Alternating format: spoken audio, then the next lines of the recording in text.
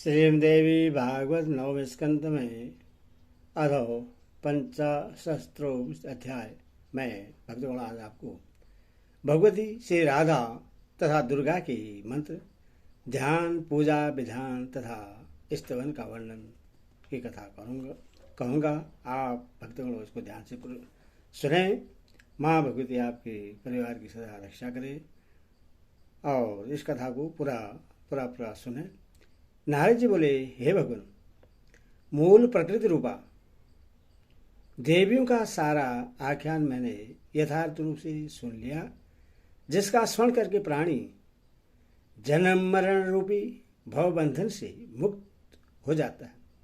अब मैं भगवती राधा तथा दुर्गा का वेद गोवित रहस्य तथा वेदोक्त पूजा विधान सुनना चाहता हूँ।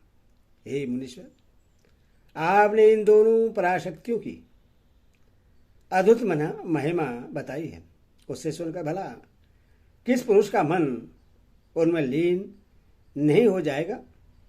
हे भगवान, यह संपूर्ण जगत जिनका अंश है, यह चराचर विश्व जिनसे नियंत्रित है तथा जिनकी भक्ति से प्राणियों की मुक्ति हो जाती है, उन देवियों के पूजा विधान के विषय में अब आप मुझे बतलाइए। श्री नारायण बोले, हे नारद, सुनिए, मैं वह वेद वर्णित परम सार स्वरूप तथा परात्पर रहस्य आपको बता रहा हूँ, जिसे मैंने किसी को भी नहीं बताया है। इससे सुनकर आप किसी दूसरे से मत कहिएगा, क्योंकि यह परम गोपनीय है। जगत की उत्पत्ति के समय मूल प्रकृति स्वरूपिणी ज्ञानमयी भगवती से प्राण तथा बुद्धि की अधिष्ठात्री देवी के रूप में दो शक्तियां प्रकट हुई। श्री राधा भगवान श्री कृष्ण के प्राणों की तथा श्री दुर्गा उनकी बुद्धि की अधिष्ठात्री देवी है। वे शक्तियां ही संपूर्ण जीवों को सदा नियंत्रित तथा प्रेरित करती हैं। विराट आदि चराचर सहित संपूर्ण जगत उन्हीं शक्तियों के अधीन है।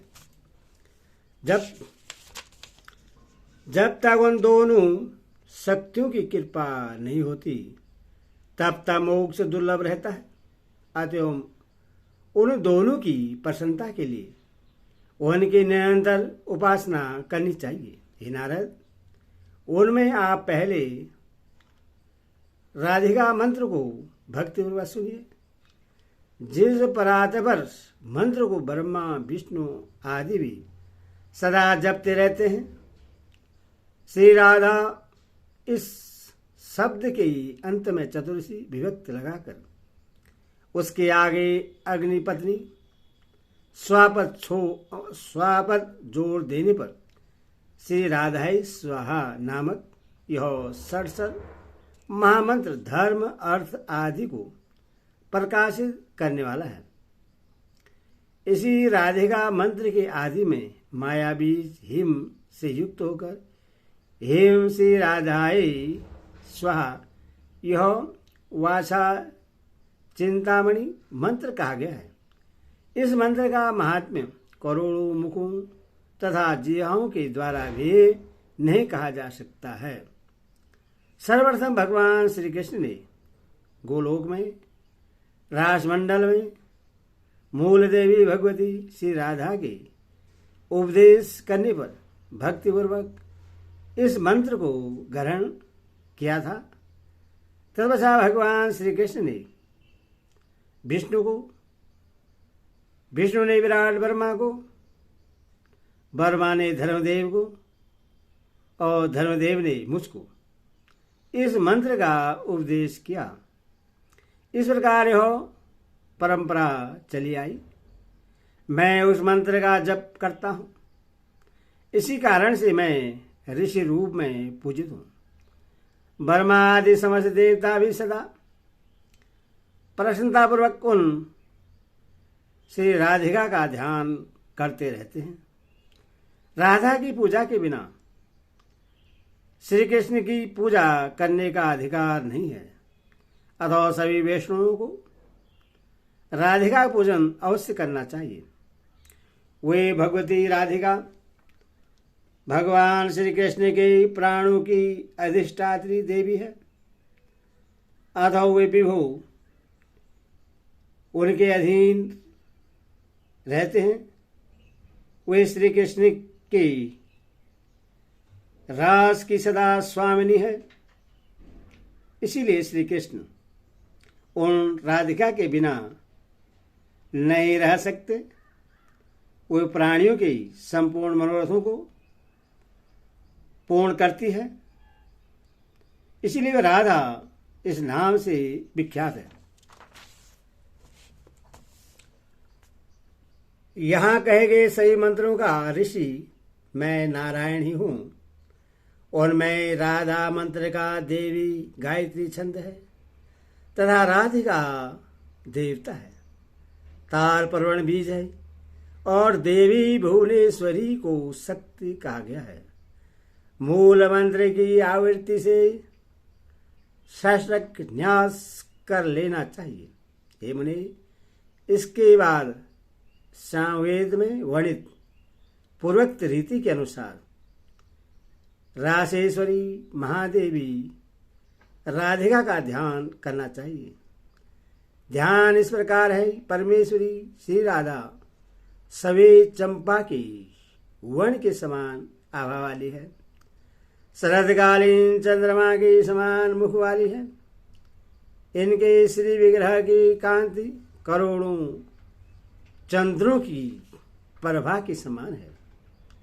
ये शरद ऋतु के खिले हुए कमल के समान नेत्र वाली है, बिंबा फल के समान ओष्ठ वाली तथा स्थूल श्रेणी वाली है, करधनी से सुशोभित नितंब देश वाली है, कुंद पुष्पों की पंक्ति से सदृश आभा वाली दंत पंक्ति से सुशोभित है।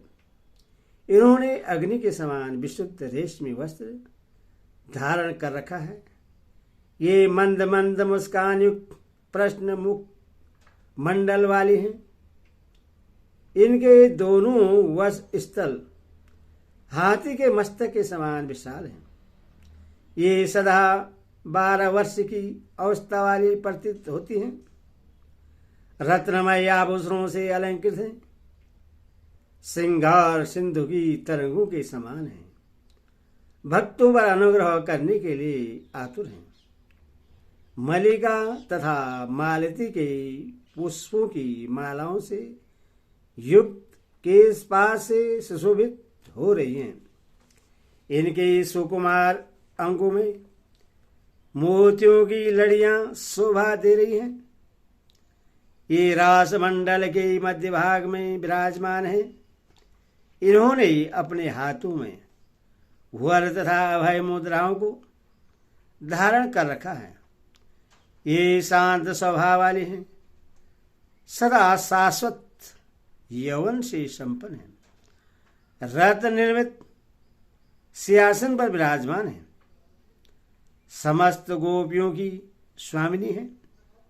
ये भगवान श्री कृष्ण को प्राणों से भी अधिक प्रिय है, और वेद में इन परमेश्वरी राधिका की महिमा का वर्णन हुआ है।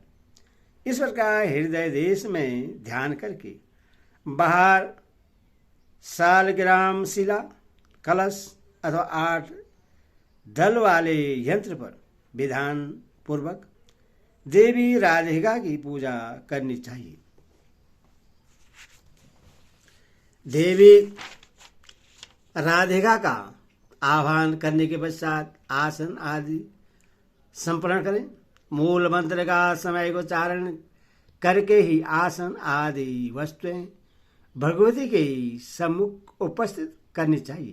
पाद जल उनके चरणों में अर्पण करना चाहिए। उनके मस्तक पर अर्घ्य देने का विधान बतलाया गया है। मूल मंत्र से 3 बार मुख में आचमन कराना चाहिए। तत्पश्चात मधुपर्क देकर श्री राधा के लिए एक पयस्विनी दूध देने वाली गौ प्रदान करनी चाहिए। तुरंत उन्हें स्नान गृह में ले जाकर वहीं पर उनकी भावना करें। तेल आदि सुगंधी द्रव्यों से विधिपूर्वक स्नान कराने के पश्चात 2 वस्त्र अर्पण करें। तदंतर नानाविध आभूषणों से अलंकृत करके चंदन समर्पित करें। इसके बाद तुलसी की मंजरी से युक्त अनेक प्रकार की पुष्पमालाएं तथा परिजात तथा सददल कमल के पुष्प आदि समर्पित करें। तदंतर प्रधान देवता और भगवती की पवित्र आवरण पूजा संपन्न करनी चाहिए। अग्निकोण, ईशान कोण, नैऋत्य कोण, वायव्य कोण तथा पूर्व आदि दिशाओं में भगवती राधिका के अंग पूजन का विधान है। इसके बाद अष्टदल यंत्र को आगे करके दक्षिणावर्त कर्म से पूर्व से आरंभ करके पूजन करें। बुद्धिमान पुरुष को चाहिए कि अष्टदल यंत्र के पूर्व दिशा वाले दल में मालावती, अग्निकोण में माधवी, दक्ष में रत्नमाला, नैऋत्य कोण में सुशीला, पश्चिम में शशिकला, वायव्य कोण में पारिजाता, उत्तर में परावती का पूजन करें तथा ईशान कोण में सुंदरी पेरिकारिणी की पूजा करें। यंत्र पर दल के बाहर ब्राही आदि शक्तियों की तथा भूपुर में दिक्पालों की और वज्र आदि आयुधों का अर्चन करें। इस विधि से भगवती श्री राधिका का पूजन करना चाहिए। तत्पश्चात बुद्धिमान पुरुष को राजोपचार सहित गंध आदि पूजनोपचारों से आवरणों सहित भगवती राधिका की पूजा करनी चाहिए। इसके बाद सहस्त्र नाम स्रोत से देवेश्वरी राधा की स्तुति करनी चाहिए और मंत्र का 1000 जप भी नित्य प्रयत्न पूर्वक करना चाहिए। जो मनुष्य इस विधि से राजेश्वरी परात्पर राधिका की पूजा करता है वह विष्णु तुल्य हो जाता है और गोलोक में जाकर सदावास करता है।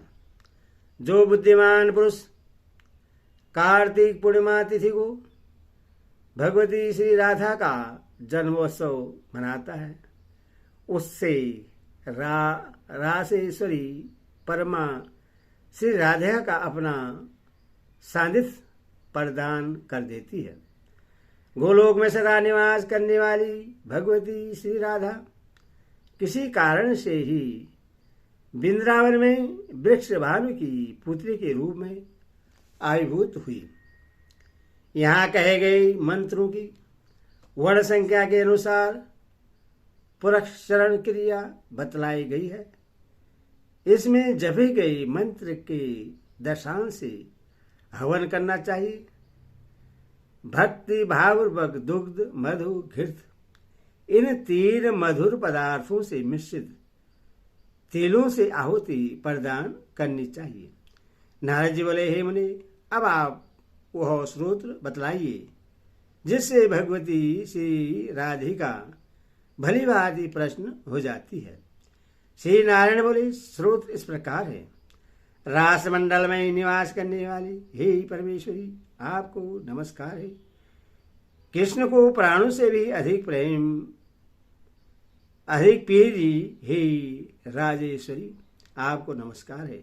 ब्रह्मा विष्णु आदि देवताओं के द्वारा वंदित चरण कमल वाली हे त्रिलोकी जननी, आपको नमस्कार है।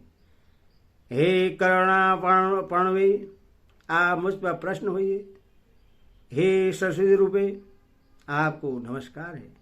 हे सावित्री, हे शंकरी, हे गंगा पद्मावती रूप से हे श्रेष्ठ, हे मंगल चंडिके, आपको नमस्कार है।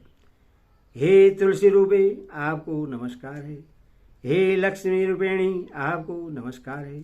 हे दुर्गे, हे भगवती आपको नमस्कार है। हे सर्वरूपिणी आपको नमस्कार है। हे अम्ब, मूल प्रकृति स्वरूपिणी तथा करुणा सिंधु आप भगवती की हम उपासना करते हैं। संसार सागर से हमारा उद्धार कीजिए, दया कीजिए। जो मनुष्य तीनों काल प्रातः मध्याह्न सायंकाल मैं श्री राधिका का स्मरण करते हुए इस स्तोत्र का पाठ करता है, उसके लिए कोई भी वस्तु कभी भी दुर्लभ नहीं रहती। वह देह त्याग के अनंतर गोलोक में रासमंडल में निरंतर निवास करता है। हे मुने, इस परम रहस्य को किसी के समक्ष प्रकाशित नहीं करना चाहिए। हे विप्रवर, अब आप उन भगवती दुर्गा का पूजा विधान सुनिए। हे विप्रवर, अब आप उन भगवती दुर्गा का पूजा विधान सुनिए, जिनके स्मरण मात्र से घोर विपत्तियां भाग जाती हैं। जो इन भगवती दुर्गा की उपासना नहीं करता हो, वैसा कोई मनुष्य कहीं नहीं है। ये भगवती सबकी उपास्या, सभी प्राणियों की जननी तथा अत्यंत अद्भुत सेवी शक्ति है। ये समस्त प्राणियों की बुद्धि की अधिष्ठात्री देवी तथा अंतर्यामी स्वरूपिणी है। ये घोर संकट में संकट से रक्षा करती है अतः जगत में दुर्गा नाम से विख्यात है। सभी वैष्णवी तथा सेवों की ये सदा उपास्य है। मूल प्रकृति रूपिणी है और जगत का सर्जन पालन तथा सहार करने वाली है। हे नारद, अब मैं उन भगवती दुर्गा के उत्तमोत्तम नवाक्षर मंत्र का वर्णन करूंगा। सरस्वती बीज एम, भुवनेश्वरी बीज हिम और काम बीज कलिम, इन तीनों का आदि में कर्मश प्रयोग करके बाद में चामुंडाई इस पद को लगाने के अनंतर बीचे इन दो अक्षरों को जोड़ देने पर बना हुआ है ए हिम कलिम चामुंडाई बिच्छे। यह नवाक्षर मंत्र कहा गया है, जो जप करने वाले मनुष्य के लिए कल वृक्ष के समान है। ब्रह्मा विष्णु तथा शिव इस मंत्र के ऋषि कहे गए हैं। गायत्री, वशिष्ठ और अनुष्टुप ये तीनों इस मंत्र के छंद कहे गए हैं। महाकाली, महालक्ष्मी और महासरस्वती इस मंत्र के देवता हैं। रक्तदंतिका, दुर्गा तथा भारमरी इस मंत्र के बीज हैं। नंदा, सांगवरी, भीमा ये देवियां इस मंत्र की शक्तियां कही गई हैं। धर्म, अर्थ, काम और मोक्ष की प्राप्ति के लिए इस मंत्र का विनियोग किया जाता है। ऋषि छंद और देवता का कर्मश मस्तक पर, मुख में और हृदय में न्यास करना चाहिए। सर्वार्थ सिद्धि के लिए दोनों स्तनों में शक्ति बीजों का न्यास करना चाहिए। एहम कलिम तीन बीज मंत्रों, 4 वर्ण वाले चामुंडाई, 2 वर्ण वाले बिच्छे के साथ तथा पूरे मंत्र के साथ कर्मश नमः स्वा वष्ट होम वोष्ठ और फट, इन 6 जाति संख्यक वर्णों को लगाकर साधक को सिका, दोनों नेत्र, दोनों कान, नासिका, मुख और गुदा आदि 6 स्थानों में न्यास करना चाहिए। साथ ही संपूर्ण मंत्र से सिर से लेकर पैर तक व्यापक न्यास करना चाहिए।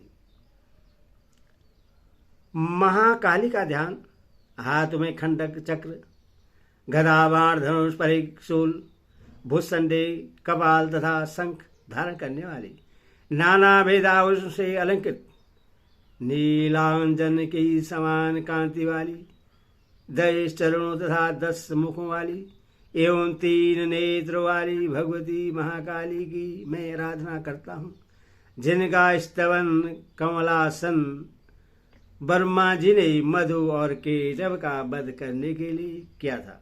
इस प्रकार कामबीज स्वरूपिणी भगवती महाकाली का ध्यान करना चाहिए। महालक्ष्मी का ध्यान, जो अपने हाथों में अक्षमाला, परशु, गदा, बाण, वज्र, पद, धनुष, कुंडिका, दंड, शक्ति, खंडक, ढाल, कमल, घंटा, मधु पात्र, शूल, पास और सूरदर्शन चक्र धारण करती हैं, जो अरुण प्रभाव वाली हैं, रक्त कमल के आसन पर विराजमान हैं तथा मायावी स्वरूपिणी हैं। इस तरह से महिषासुर मर्दिनी उन महालक्ष्मी का ध्यान करना चाहिए। महासरस्वती का ध्यान जो अपने कर कमलों में घंटा, शूल, हल, शंख, मुसल, सूर्यदर्शन चक्र, धनुष तथा बाण धारण करती हैं, कुंद के समान मनोहर कांति वाली हैं, शुंभ आदि दैत्यों का संहार करने वाली हैं, सच्चिदानंद विग्रह से संपन्न हैं तथा वाणी भी स्वरूपिणी हैं। उन भगवती माँ सरस्वती का ध्यान करना चाहिए। हे प्राग, अब इन भगवती के यंत्र के विषय में सुनिए। 3 अस्त्रों वाला तथा 6 कोणों से युक्त यंत्र होना चाहिए। उसके चारों ओर अष्टदल कमल हो और कमल में 24 पंखुड़ियां विद्यमान हो। वह यंत्र भूग्रह से उत्पन्न हो। इस प्रकार के यंत्र के विषय में चिंतन करना चाहिए। एकाग्रचित होकर शालग्राम, कलश, यंत्र, प्रतिमा, वार्निंग अथवा सूर्य में भगवती की भावना करके उनका यजन करना चाहिए। जया आदि शक्तियों से संपन्न पीठ पर देवी की विधिवत पूजा करें।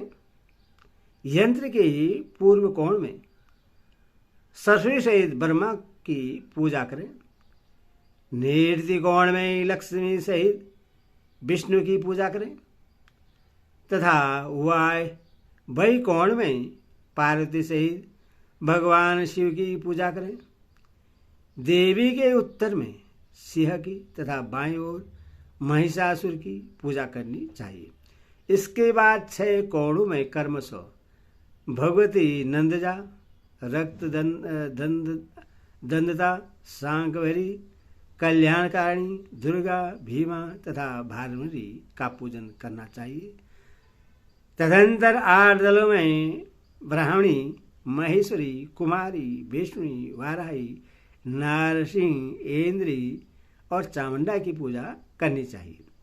तत्पश्चात 24 पंखुड़ियों में पूर्व के कर्म से विष्णु माया, चेतना, बुद्धि, निद्रा, सुधा, छाया, पराशक्ति, तृष्णा, शांति, जाति, लज्जा,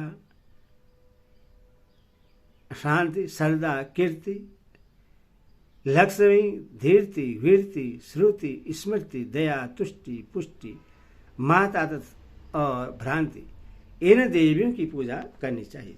तदंतर बुद्धिमान पुरुष को चाहिए कि भू पर कोण में गणेश, क्षेत्रपाल, भटुक और योगियों की पूजा करें। दल के बाहर वज्र आदि आयुधों से युक्त इंद्र आदि देवताओं की भी पूजा करें।